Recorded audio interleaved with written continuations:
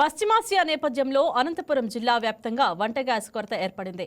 దీని ప్రభావం హోటల్ రంగంపై తీవ్రంగా పడింది. యుద్ధ పరిస్థితుల్ని ఆసరా చేసుకున్న కొన్ని గ్యాస్ ఏజెన్సీలు కృత్రిమ కొరత సృష్టించి కమర్షియల్, డొమెస్టిక్ సిలిండర్లనే తేడా లేకుండా అందిన కాడికి దోచుకునే ప్రయత్నం చేస్తుండడం ఆందోళన కలిగిస్తుంది.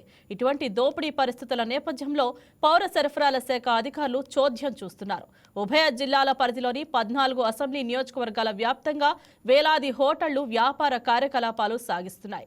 దీనికి సంబంధించిన మరింత సమాచారం మా కరెస్పాండెంట్ సాయి ప్రసాద్ అందిస్తారు. యుద్ధ నేపథ్యంలో ఇప్పుడు భారతదేశంలో గ్యాస్ కొరత వేధిస్తోందని చాలా చోట్ల వైరల్ అవుతోంది. ఎందుకంటే ముఖ్యంగా గృహోపయోగ సిలిండర్లు కానివ్వండి, లేకపోతే కమర్షియల్ సిలిండర్లు కానివ్వండి, ఈ రెండింటికి కూడా ఇబ్బంది ఉందని చెప్పేసి చాలా చోట్ల వార్తలు వస్తున్నాయి. అయితే ఇప్పుడు డొమెస్టిక్ సిలిండర్లకు ఇబ్బంది లేదని చెప్పి అధికారులు చెబుతున్నప్పటికీ కూడా కమర్షియల్ సిలిండర్లు కొరత ఉంది, ఇబ్బందిగా ఉందని చెప్పేసి చాలా మంది అంటున్నారు. మనం ఇప్పుడు ఒక హోటల్లో ఉన్నాము. నిత్యం వందలాది మంది ఇక్కడ హోటల్కి వస్తుంటారు. గ్యాస్ సిలిండర్ల వినియోగం కూడా చాలా ఉంటుంది. మరి వారు ఆ వినియోగదారులు ఏమంటున్నారో వారిని అడిగి తెలుసుకుందాం. యజమానులు అని చెప్పండి అన్న, ఇప్పుడు కమర్షియల్ సిలిండర్లకు ఏమైనా ఇబ్బంది ఉందా?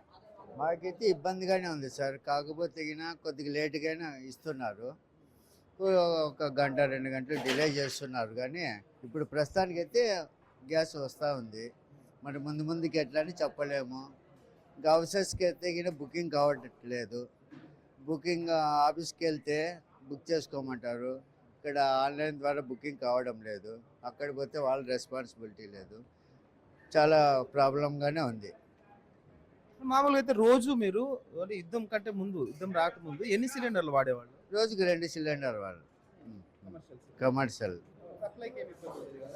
ఇబ్బంది ఏం లేదు. అంటే మాది ప్రైవేట్ ఏజెన్సీ, అగ్నినో ఏందో సిలిండరు.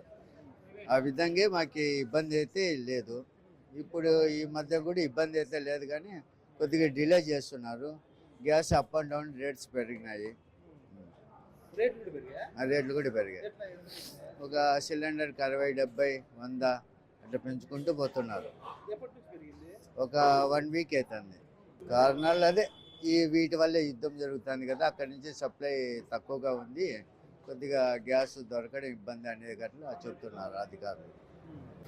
ఇప్పుడు అంటే కమర్షియల్ సిలిండర్ తక్కువ ఉన్నాయి, రేటు కూడా పెరిగింది అంటున్నారు. ఈ నేపథ్యంలో ఇప్పుడు ఈ సిలిండర్లు ప్రత్యామ్నాయంగా ఏమన్నా వేరే వాడుతున్నారా? సార్ ప్రజెంట్ అయితే ఏం లేదు. వేళ గ్యాస్ అంతగా మాకు సప్లై కాలేని పక్షంలో మరి నెక్స్ట్ మా యాజమాన్యంతో విచారించుకొని మరి నెక్స్ట్ ఏమనేది ఆలోచిస్తాం సార్. కొత్త 1 వీక్ నుంచి ఉన్నా కానీ మాకైతే ఇబ్బంది లేకుండా, కొద్దిగా డిలే అయినా కానీ లేట్గా అయినా కానీ సప్లై చేస్తున్నారు వాళ్ళు. టయానికి సప్లై అరేంజ్ చేసుకోలేకపోతున్నాం. రావడం లేదు. మేము చెప్పిన టయానికి భోజనాలు అవన్నీ అరేంజ్ చేయలేకపోతున్నాం. కొద్దిగా డిలే చేస్తున్నాం. చెప్తున్నారు సార్, వాళ్ళు చెప్పడానికి దానికి కొంతనే లేదు.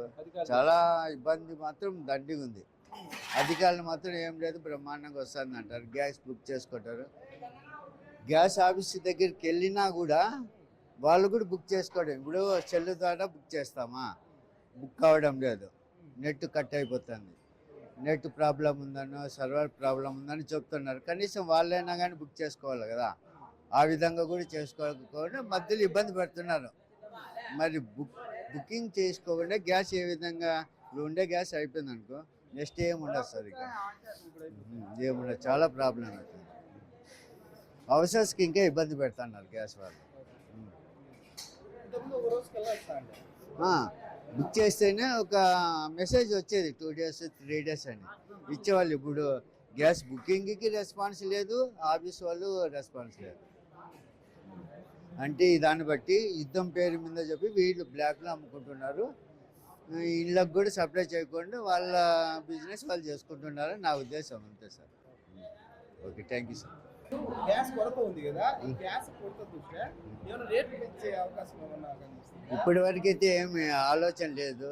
మా యజమాన్యం వారు వచ్చిన తర్వాత వాళ్ళతో విచారించుకొని అప్పుడు ఫర్దర్గా ఏమన్నా యాక్షన్ తీసుకుంటాం. ధరలు అయితే ఏం పెరగలేదు? లేదు సార్, ధరలు అయితే మా వారికి అయితే ఏం పెంచుకోదలుచుకోలేదు. మిగతా హోటల్స్ గురించి మాకు తెలియదు. మా వారికి అయితే ఇంకా ఏం అనుకోలేదు.